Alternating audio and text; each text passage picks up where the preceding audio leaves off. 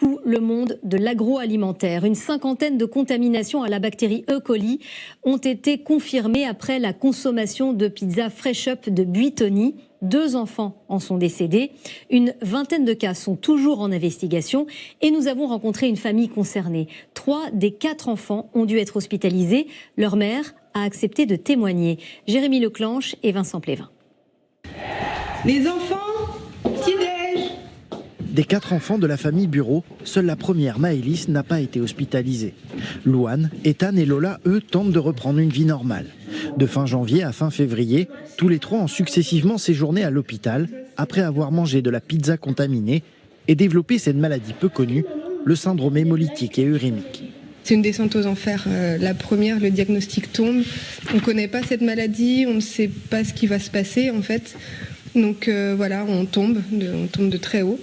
Et puis quand on commence à remonter, il y a la deuxième qui arrive dans un état pire avec le pronostic vital engagé, donc on tombe d'autant encore plus bas. Les reins de Lola, 2 ans et demi, ne fonctionnent presque plus. Son foie, son cœur et même son cerveau sont touchés. Elle passera 6 jours en réanimation.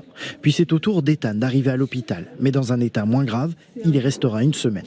Louane, 15 jours, sous dialyse notamment, car ses reins ont été durement affectés. Tellement que des moments j'avais mal, je commençais à m'évanouir et tout. Puis après ça faisait quand même mal, mais je me disais on est entre de bonnes mains et puis ils vont vite nous soigner. Ça va mieux, depuis que j'ai été malade, ça va mieux. Tous les 3 ont pu reprendre l'école, mais ils sont encore très suivis par les médecins.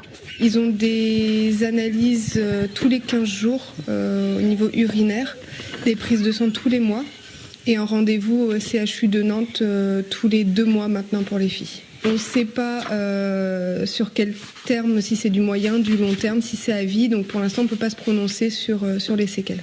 Depuis peu, la mère de famille a eu la confirmation des autorités sanitaires. C'est bien la pizza Buitoni achetée exceptionnellement un soir après une longue journée de travail qui a contaminé ses enfants. Et on a pris de la marque, puisque justement on ne veut pas prendre de sous-marque pour éviter les problèmes. Et voilà, et donc il est arrivé ce qu'il est arrivé. Maintenant que l'état de santé de ses enfants s'améliore, Aline et son mari comptent porter plainte contre la marque de pizza.